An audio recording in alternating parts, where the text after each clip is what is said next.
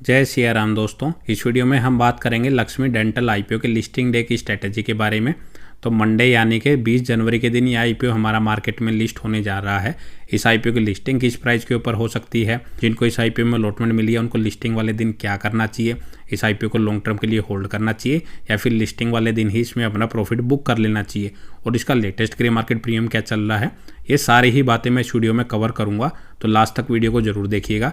तो अगर हम सबसे पहले आईपीओ की बात करें तो यह आईपीओ हमारा 13 से 15 जनवरी के बीच में खुला था।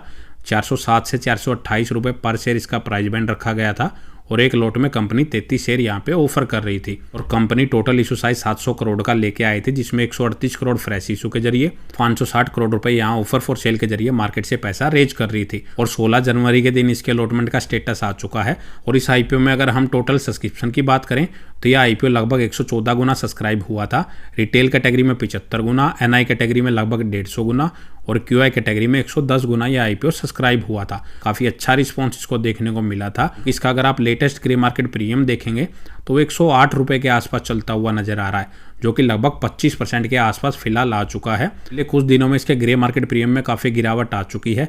जब यह आईपीओ क्लोज हुआ था तब इसका जो ग्रे मार्केट प्रीमियम है वो 40 से 42% के आसपास चलता हुआ नजर आ रहा था, लेकिन पिछले कुछ दिनों में मार्केट में भी गिरावट आई है, तो उसके चलते ही इसका ग्रे मार्केट प्रीमियम भी हमें नीचे गिरता हुआ नजर आ रहा है। तब बात आती है कि इस आईपीओ की जो लिस्टिंग है वो कहाँ पे होती हुई नज़र आ सकती है। तो 428 रुपये इसका इशू प्राइस है, उस पर 108 रुपये का करंट ये लिस्टिंग गेन देता हुआ नज़र आ रहा है। तो इसकी जो लिस्टिंग है वो हमें करंट के हिसाब से 536 रुपये के आसपास होती हुई नज़र आ सकती है। बाकी अगर मंडे को मार्केट गैप अप ओपन होती है और उसमें पॉजिटिविटी कंटिन्यू रहती है 10-11 बजे तक, तो इस आईपीओ की जो हमें लिस्टिंग है वो नॉर्मली अगर हम देखें वो 540 से 560 रुपये के बीच में होती हुई नज़र आ सकती है।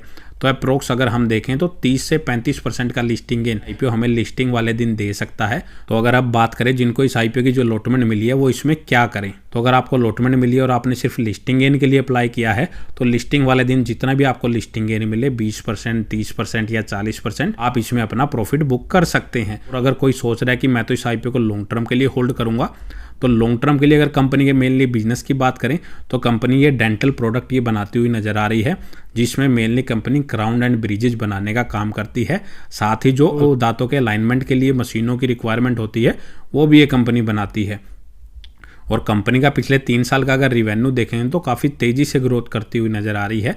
138 करोड़ से बढ़ के वो अप्रोक्स 200 करोड़ के आसपास हो चुका है, और इस फाइनेंशियल ईयर में वो अगर ऐसे ही ग्रोथ रही कंपनी की तो वो 220 करोड़ को भी रिवेन्यू उसका क्रॉस कर सकता है। प्रॉफिटेबिलिटी भी अगर देखें तो कंपनी 19 करोड़ के लॉस से 25 करोड़ के प्रॉफिट पे आ चुकी है, तो कंपनी की प्रॉफिटेबिलिटी भी काफ़ी बढ़ रही है।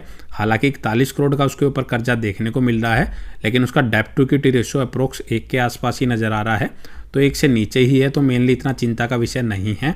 लेकिन कंपनी की मार्केट कैप अगर आप देखेंगे तो वो सिर्फ 2300 करोड़ की है, तो ये एक स्मॉल कैप कंपनी होने वाली है। वैल्यूएशन अगर वाइज अगर हम देखें तो ठीक ठाक वैल्यूएशन रखी है, ना उसको हम ज़्यादा हाई कह सकते ना ज़्यादा लो कह सकते, वो एक एवरेज वैल्यूएशन कंपनी लेके आई थी। तो अगर मेरे को अलॉटमेंट मिली होती तो मैं तो लॉन्ग टर्म के लिए होल्ड नहीं करता। मेरे को लिस्टिंग वाले दिन जितना भी इसमें 30-40% लिस्टिंग गेन मिलता मैं अपना प्रॉफिट इसमें बुक कर लेता। बाकी फाइनल डिसीजन आपका है कि जो भी अपना डिसीजन ले अपना खुद से एनालिसिस करने के बाद ही लें तो बेटर रहेगा। तो अगर कोई फ्रेश एंट्री के बारे में अगर सोच रहा है तो अभी नई नई लिस्टेड जो कंपनियां हैं उनमें फ्रेश एंट्री के बारे में अगर ना ही सोचें तो बेटर रहेगा, क्योंकि जब तक बजट नहीं आता तो मार्केट में काफ़ी वॉलेटिलिटी अब रहने वाली है। तो उसके चलते जो न्यूली लिस्टेड कंपनियां हैं उनमें प्रॉफिट बुकिंग भी ज़्यादा देखने को मिल सकती है। जैसे ही अगर हम इंडो फार्म आईपीओ की बात करें तो वो आईपीओ जब लिस्ट हुआ था वो 25 से 30% के प्रीमियम पे लिस्ट हुआ था, और लिस्ट होने के बाद उसका जो आईपीओ का प्राइस है वो हमें 290 रुपये के आसपास भी जाता हुआ नजर आया था।